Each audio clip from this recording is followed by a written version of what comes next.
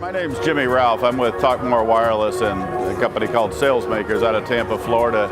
And we're talking about RJ Palano, and it's one of my favorite subjects, I've got to say, because RJ came into my life several years ago. I met him at the Board of Advisors, became friends with him, and not too long after that, we immediately started discussing a business opportunity. And it was a new company that I was looking for funding for, and RJ was helping me in that modeling process and that funding process. And RJ and I became friends during that process because he was so benevolent with his time and his energy and his creativity that we literally spent hundreds of hours working on a potential partnership and a potential deal to grow my company.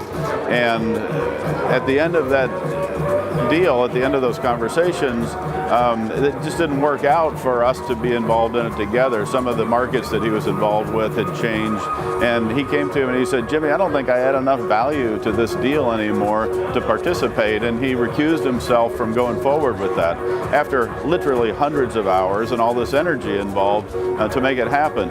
And the thing that I thought was very curious is about 2 or 3 days after that, RJ calls me up and he starts talking to me about the deal again.